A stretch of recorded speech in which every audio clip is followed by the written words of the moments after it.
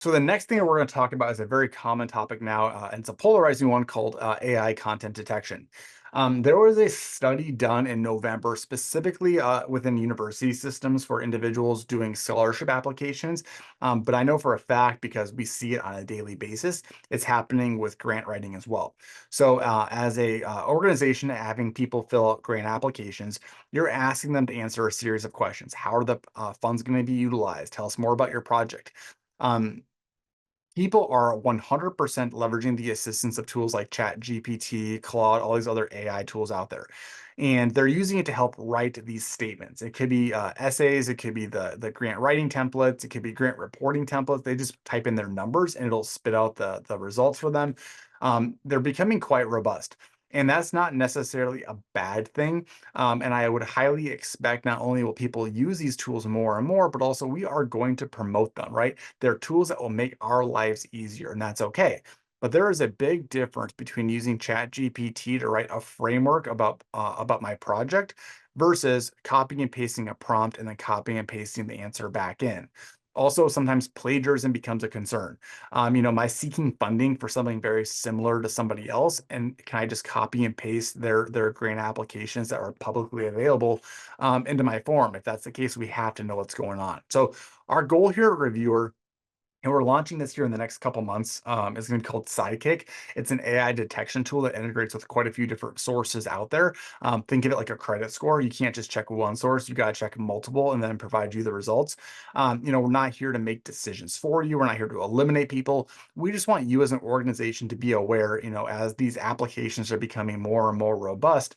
Are applicants leveraging the assistance of tools like ChatGPT? And if so, to what extent? The idea is that you can help identify thresholds. So on average, if somebody fills out an application, it's a 25% utilization score. That's fine because that's your threshold. That's the common average. When you start to run into problems is if you have got grantees who are at the 80, 90, 100% level, okay, now we may need to dig into them deeper. It also might be one of those things that we don't care about, but before we cut funds or do final selections, maybe we just do a quick little detection at that point in time just to ensure. And then if at that point we catch them, we can always kind of dig into our honorable mentions or kind of repeat the review process. So just to quickly showcase what that could look like for you, again, it's going to be a very powerful tool in Reviewr that's going to change a lot over the next probably 8 months. Just as we see more and more people utilizing it and how you want to interact with it, we will change it with you. Our commitment is to be at the forefront of this and be evolving. So at a very high level, again, two things are going to happen.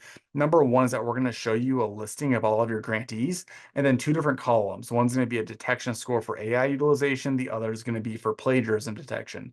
The goal here is that you can very quickly filter and visualize what those thresholds look like and then start to dive into the data deeper. So for you, what I would do is I'll open up an applicant, and then it's going to show me on those question by question prompts what the detection score looked like. So I can actually open it up, and it'll show me in real time the content that we ran it against, how much of it was written by the assistance of AI, and how much of it was written by a human. And that's how you can kind of get to some of those scores.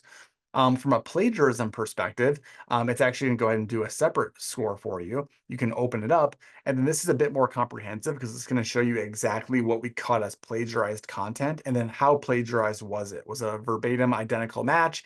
Was it paraphrased? What was it? Because it was plagiarized. Excuse me, we can probably find where it was plagiarized from because it's all publicly available data, and we can actually show you the source as well. So again, polarizing conversation here. Some of it will be relevant to some of you, some of it won't be. Just want to kind of make you aware that it is a trend that we're starting to see. So that's why it came up in conversation here for us today.